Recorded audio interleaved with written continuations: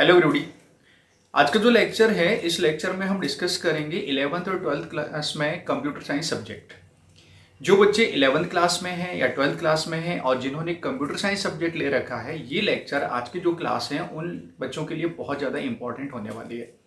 क्योंकि आज की क्लास में, आज के लेक्चर में हम लोग डिस्कस करेंगे कि ये सब्जेक्ट कैसा है, इस सब्जेक्ट को लेकर आपने गलती तो नहीं की, इस सब्जेक्ट में हम अच्छे से अच्छा स्कोर कैसे कर सकते हैं और इसकी पढ़ाई कैसे करनी है, इसका सिलेबस क्या है, कौन सी बुक्स आपको पढ़नी चाहिए, आपका टाइम टेबल क्या होना चाहिए, किस तरीके से हमको क्वेश्चन सॉल्व करना है। Each and everything about this subject we are going to discuss in this lecture.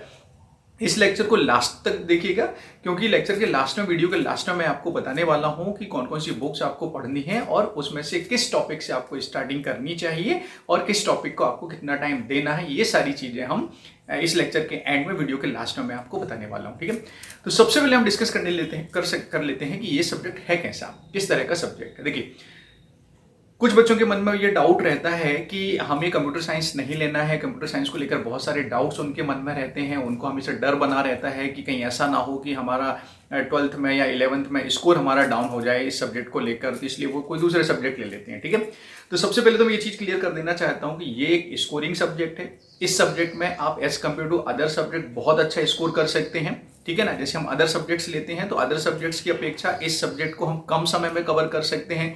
दूसरा सब्जेक्ट, जैसे आपने मैथमेटिक्स लिया या कोई भी सब्जेक्ट लिया, इनको आपको ज़्यादा टाइम देना है, लेकिन इस सब्जेक्ट को हम कम समय में कवर कर सकते हैं। सबसे पहले आप ये चीज़ समझ लीजिए।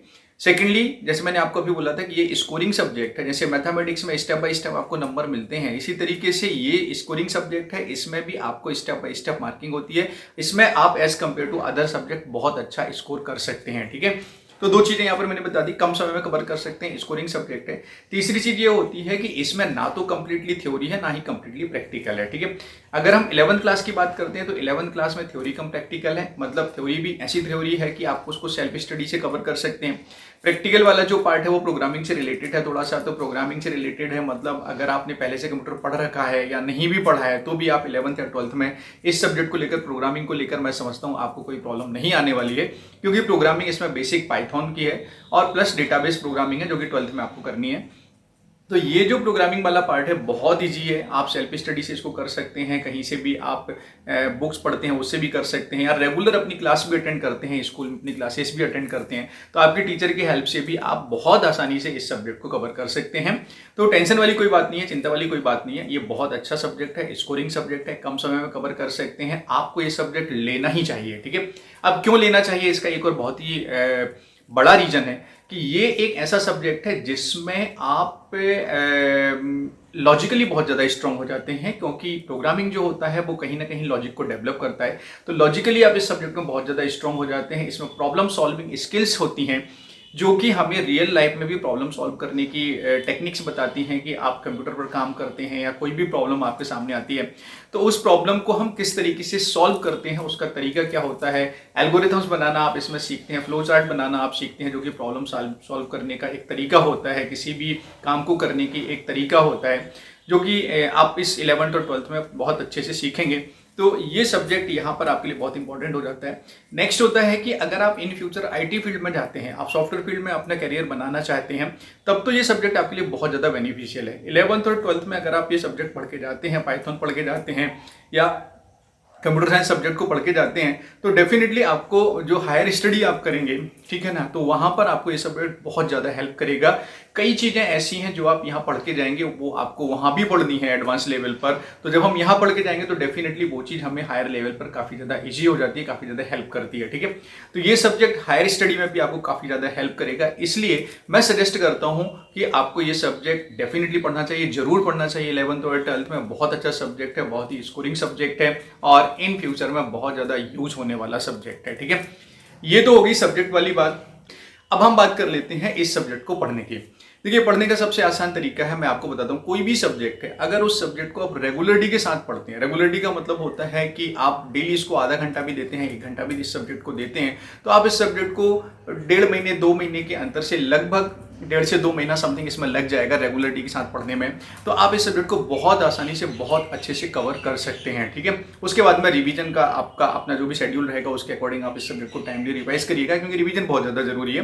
तो सबसे पहले मेरा जो कैलकुलेशन है वो ये बोलता है कि रेगुलर अगर आप इस सब्जेक्ट को पढ़ते हैं तो हार्डली 1.5 से 2 महीना आपके लिए सफिशियंट होता है। अगर आप 11th में है तो लगभग इतने टाइम में आप 11th का कोर्स कवर कर लेंगे, और सेम टाइम थोड़ा बहुत आगे पीछे मान के चलिए आप 12th में भी इस सब्जेक्ट को कवर कर सकते हैं, ठीक है।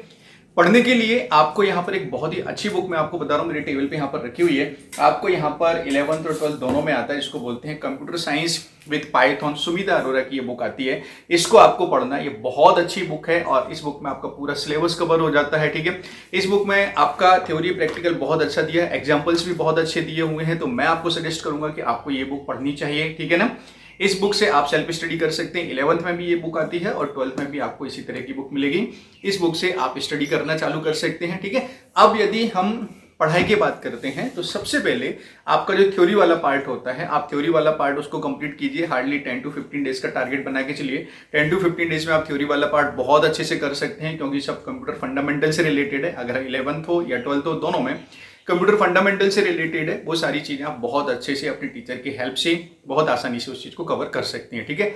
प्रोग्रामिंग वाला जो पार्ट है उसको लगभग आप 1 महीना मान के चलिए। 1 महीना कम से कम आपको देना पड़ेगा, जितना ज्यादा टाइम देंगे उतना आपके लिए बेनिफिशियल रहेगा। लेकिन फिर भी अगर आपको लगता है तो आप 1.5 मंथ का प्लान कीजिए। 1.5 मंथ में आप प्रोग्रामिंग वाला पार्ट, पाइथन प्लस डेटाबेस वाला जो पार्ट है, उस पार्ट को आप बहुत आसानी से कवर कर सकते हैं, ठीक है। बहुत ईजी है, बेसिक स्टेप्स होती हैं।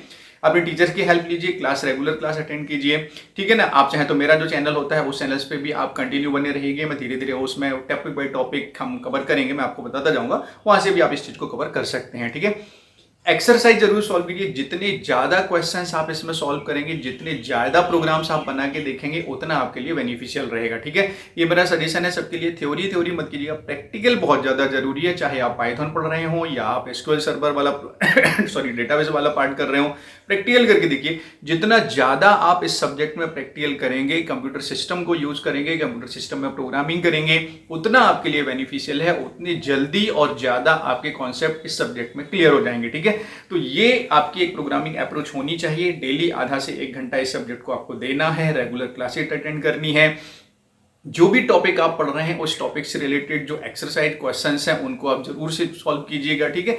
आप इस बुक में जो एक्सरसाइज दी हुई है वो बहुत अच्छी एक्सरसाइज है, और डिफरेंट टाइप के क्वेश्चंस इसमें दिए गए हैं। ऑब्जेक्टिव क्वेश्चंस भी दिए गए हैं, प्रोग्रामिंग से रिलेटेड क्वेश्चंस भी हैं, जो थ्योरेटिकल पार्ट है उसमें थ्योरी से रिलेटेड क्वेश्चंस भी हैं, ठीक है ना। तो ये आपका जो पैटर्न है एग्जाम का, उसके अकॉर्डिंग क्वेश्चंस आपको इसमें मिल जाएंगे। तो इसकी एक्सरसाइज आप सॉल्व करें, आपके टीचर्स आपको जो क्वेश्चन दे रहे हैं उनको आप सॉल्व करें। डेली रेगुलरिटी के साथ में आप इस चीज को करते चले जाइए। आई एम श्योर, मुझे भरोसा है कि आप इस सब्जेक्ट को बहुत अच्छे से, बहुत आसानी से, कम समय में इस सब्जेक्ट को आप कवर कर सकते हैं, ठीक है। साथ ही साथ मैं आपको बोलना चाहूंगा कि ये जो चैनल है, जिस चैनल से मैं आपको ये सारी चीजें हम डिस्कस कर रहे हैं, ये पूरा कंप्लीटली टेक्निकल एजुकेशन से रिलेटेड है। इसमें आपको आज से कंटिन्यू आपको 11th, अगर आप 11th में हैं या 12th में हैं, तो आपको हर चैप्टर, हर टॉपिक के वीडियोस आपको मिलेंगे। इसमें हम सारी चीज़ें क्लास वाइज में आपको डिस्कस करेंगे, मैं आपको एक्सप्लेन करूंगा। प्रोग्रामिंग वाला पार्ट भी हम बहुत अच्छे से डिस्कस करेंगे, डेटाबेस वाला पार्ट भी बहुत अच्छे से डिस्कस करेंगे। एग्जाम में किस तरह के क्वेश्चंस आपको आने वाले हैं, उनको कैसे आपको सॉल्व करना है, ये सारी चीजें हम यहाँ पर प्रॉपर्ली डिस्कस करने वाले हैं। तो आप चाहें तो मेरे साथ भी इस सब्जेक्ट को कंटिन्यू कर सकते हैं। डे बाय डे आपको आधा घंटा, 15 मिनट, आधा घंटा, 15 मिनट, 1 घंटा, टॉपिक के ऊपर डिपेंड करता है। जैसे से आपका टॉपिक रहेगा उस हिसाब से हमारी क्लास यहाँ पर कंटिन्यू रहेगी। वीडियोस आपको यूट्यूब चैनल पर कंप्लीटली मिल जाएंगे। मेरी जो साइट्स है उस साइट को भी मैं आपको शेयर कर दूंगा, वहां पर भी आपको इससे related study material, video lecture सब कुछ मिल जाएगा।